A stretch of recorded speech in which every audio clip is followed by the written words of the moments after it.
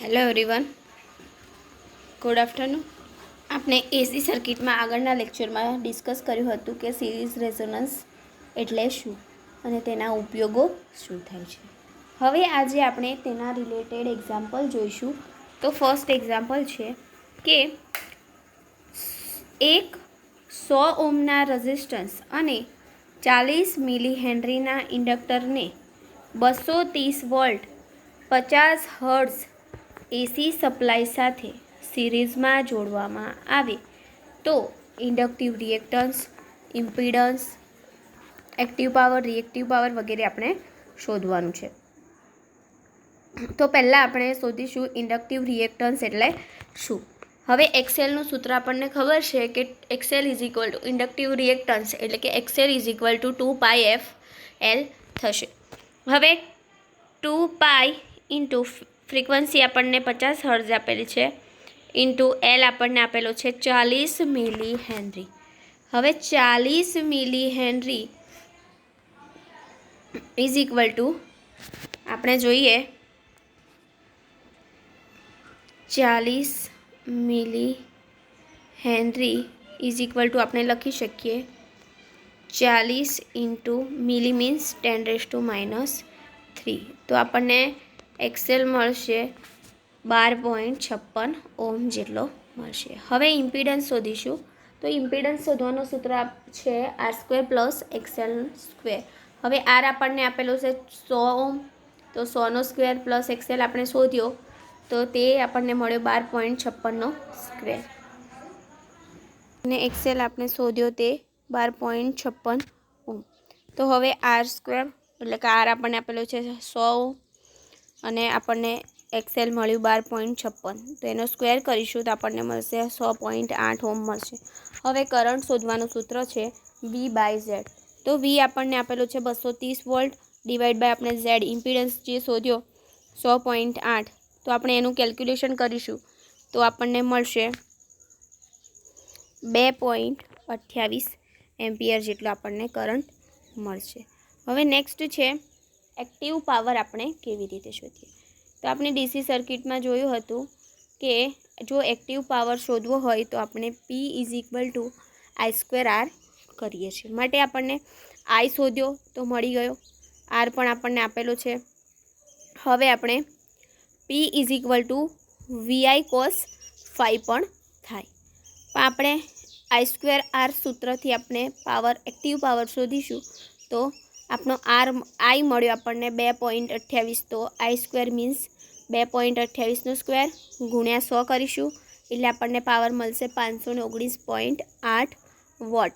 હવે એટલું ધ્યાન રાખવાનું કે કોઈ પણ એક્ઝામ્પલ કરીએ ત્યારે આપણે તેનો યુનિટ લખવાનું ભૂલવાનું નહીં તો માર્ક્સ કટ થઈ જશે.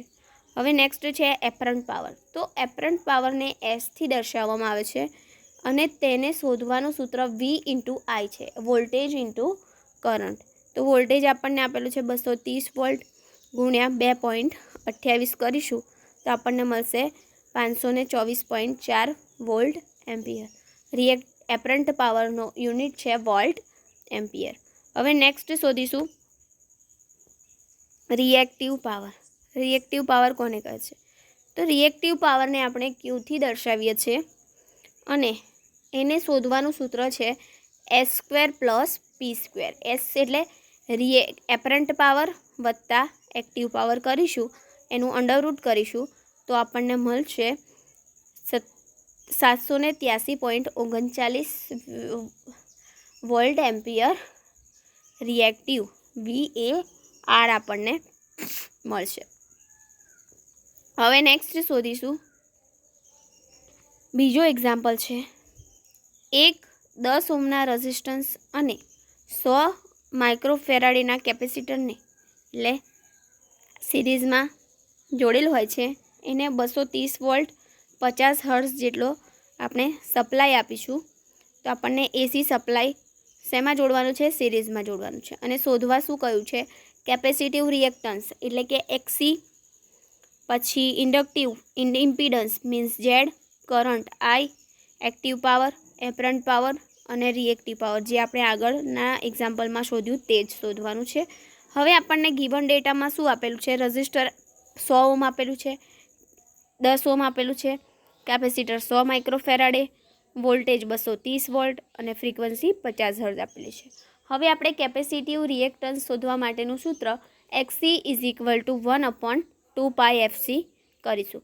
હવે 1/2 પાઈ FC કરતાં ફ્રીક્વન્સી 50 હર્ટ્ઝ, FC આપણને આપેલું છે 100 માઇક્રોફેરાડે. તો આપણે ડીસી સર્કિટમાં વાત કરી હતી કે માઇક્રો મીન્સ 10⁻⁻6. કેટલું થશે?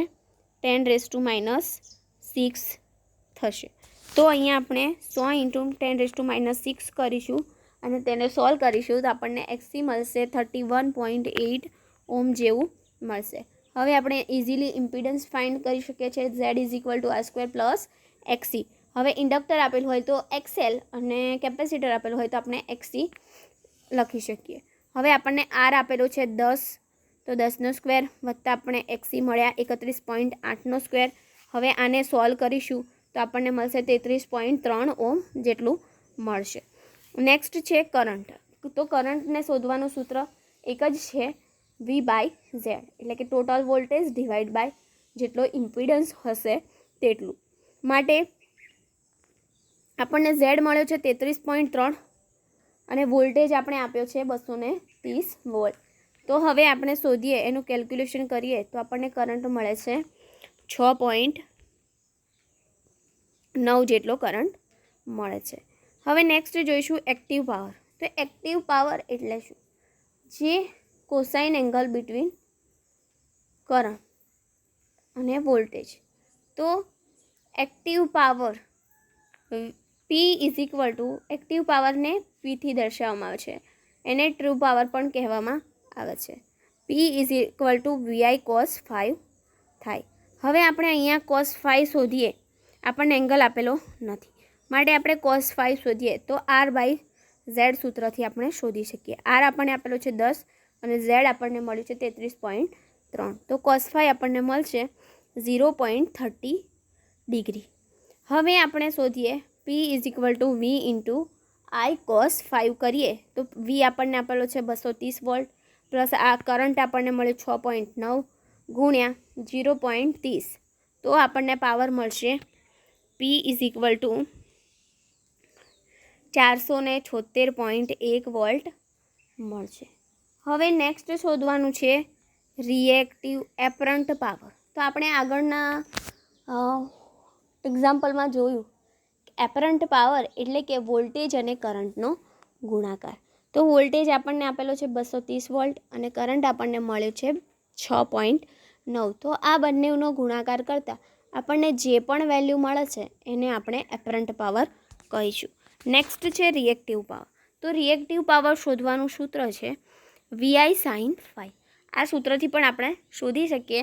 અને બીજું એક આગળના એક્ઝામ્પલમાં સૂત્ર જોયું હતું કે Q² + S² + Q², એટલે કે એક્ટિવ અને એપરન્ટ અને એક્ટિવ પાવરના સરવાળાને પણ આપણે રિએક્ટિવ પાવર કહી શકીએ છીએ.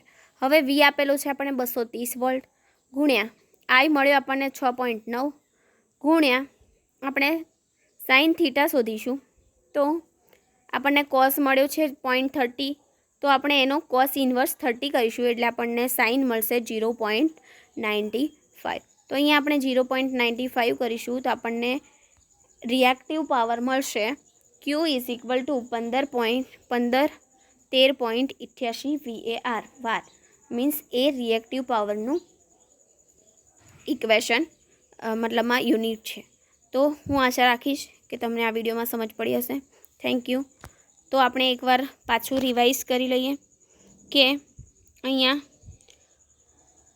તમને એક્ઝામ્પલમાં શું આપ્યું છે, શું શોધવા કહ્યું છે એ પહેલાં તમને ખબર પડવી જોઈએ. તો પહેલાં એક્ઝામ્પલમાં આપણને આપ્યું છે 100 ઓમ. એક જ મિનિટ, બીજા એક્ઝામ્પલની વાત કરીએ આપણે. તો બીજા એક્ઝામ્પલમાં આપણને 10 ઓમ. ઓમ મીન્સ એ રેઝિસ્ટન્સનો યુનિટ છે માટે 10 ઓમ એ રેઝિસ્ટન્સ R આપેલું છે. પછી માઇક્રોફેરાડે એ કેપેસિટરનો યુનિટ છે એટલે કેપેસિટર 100 માઇક્રોફેરાડે આપેલું છે. 230 વોલ્ટ એટલે કે વોલ્ટેજનો યુનિટ વોલ્ટ છે, માટે આપણને વોલ્ટેજ આપેલા છે અને ફ્રીક્વન્સી આપેલી છે.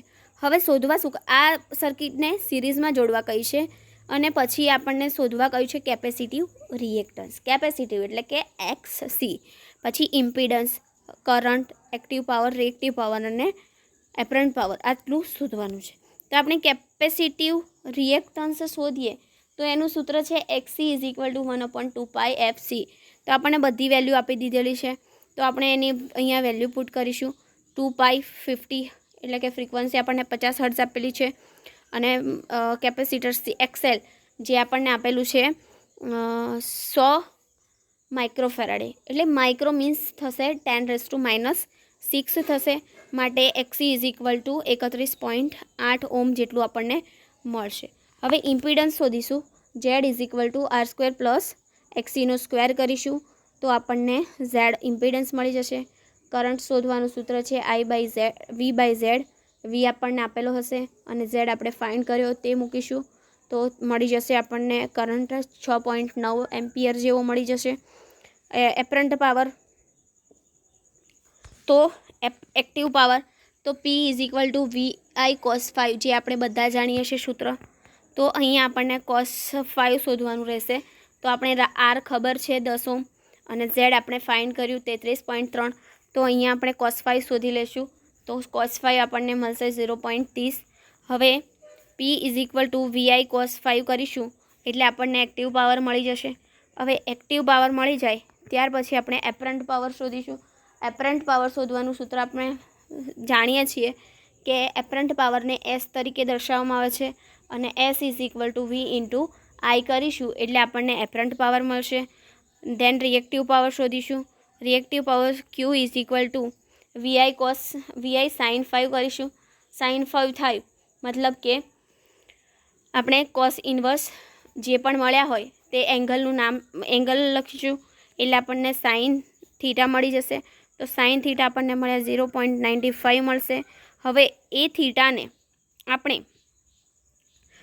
230 ઇન્ટુ 6.9 ઇન્ટુ 0.95 કરીશું તો આપણને મળશે reactive power Q is equal two 1513.88 વાર જેટલું મળશે. Thank you.